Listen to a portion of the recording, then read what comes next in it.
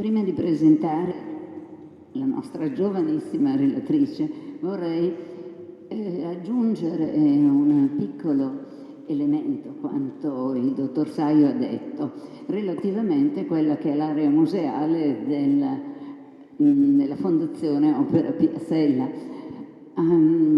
Hai parlato del continuo rapporto comunque con i giovani, con le scuole e con il mondo universitario. La stessa cosa che facciamo anche noi, cioè noi abbiamo un rapporto continuo con la scuola, l'istituto comprensivo di Val di Lana, e di conseguenza molti progetti vengono fatti proprio con noi. È un modo per avvicinare i ragazzi alla loro storia, far conoscere il territorio e far amare il territorio, perché è importantissimo questo. Attraverso la conoscenza si può ottenere amore verso il territorio, quell'amore della casa cantoniera che sia da una parte all'altra tu provi quando giungi nei pressi di essa. Adesso voglio presentare la nostra relatrice più giovane e con una certa emozione, perché posso dire la tua età, ecco, non sei nella fascia mia che si nasconde ormai l'età, 19 anni, ecco, 19 anni, ed è da non ho detto il nome, non ho detto il nome, mi scuso, Marta, ecco, ed è qui per presentare quale museo che le si adatta maggiormente, il Museo dell'Infanzia. È giovanissima, a lei la parola.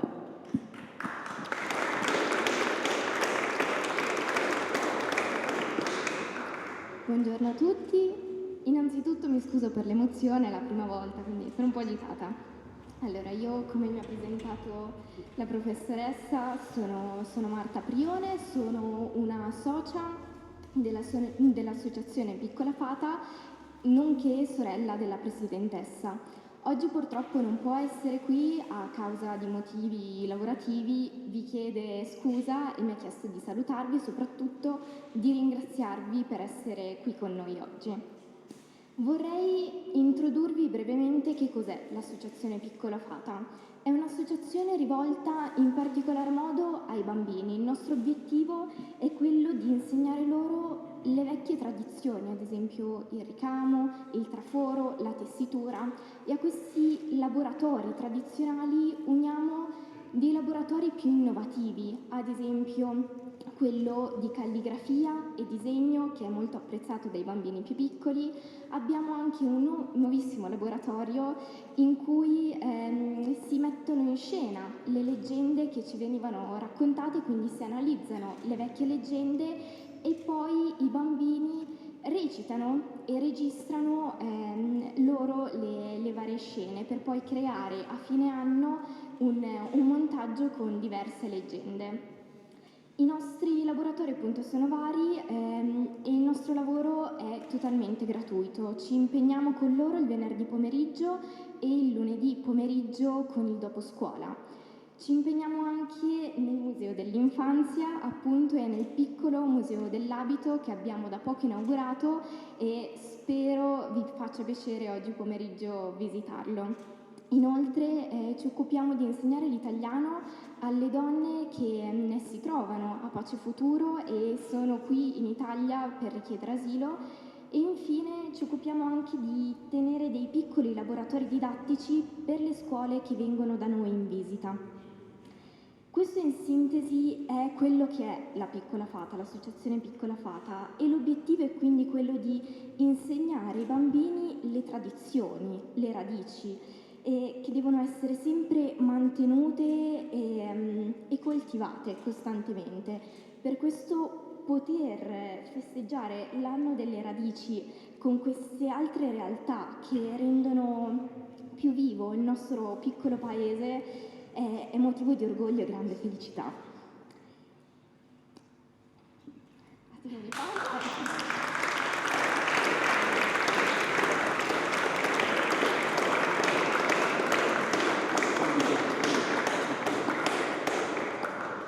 Questa è la parte difficile.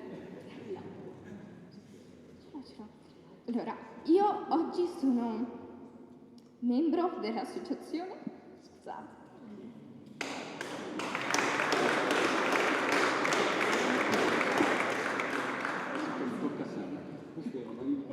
Ha chiesto un grappino. C'è dell'acqua, però può essere utile, molto utile, farti venire un po' di saliva in bocca.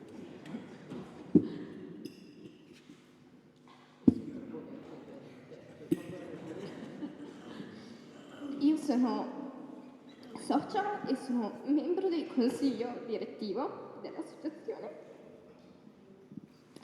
ma sono stata una bambina ed è emozionante, come potete vedere, poter essere qui a parlare di questo mondo, di questa associazione, e penso che sia evidente quanto l'insegnamento dell'associazione Piccola Fata mi abbia toccata nel profondo, e penso che io sia testimone di come questo insegnamento sia un insegnamento fondamentale, perché ti lega fortemente al territorio e ti insegna le leggende e le radici del tuo paese, che è un sapere fondamentale. Io e mia sorella siamo ancora attive nell'associazione e siamo testimoni e custodi di questo sapere. Ci sono stati però tanti altri bambini che hanno appreso queste leggende, queste tradizioni, queste radici e sono ancora forti. Un esempio è sicuramente il nostro sindaco, che anche lui è stato uno dei nostri bambini e è evidente che sia ancora molto legato al territorio, e quindi penso che anche lui sia un testimone estremamente valido. Vorrei lasciarvi con un'ultima immagine simbolica. Questa immagine si lega a uno dei nostri progetti, il progetto RACE, che come sapete in piemontese significa radici. Dovete quindi immaginarvi un grande albero con una chioma molto ampia, e questa chioma è simbolo del futuro, dei progetti, delle idee che ognuno di noi ha come singolo e come membro della società. Questo futuro deve essere però supportato da delle basi solide, che sono appunto le radici di questo albero, che sono quindi il passato, le tradizioni e il sapere che il nostro territorio ci lascia. Vi ringrazio e scusate.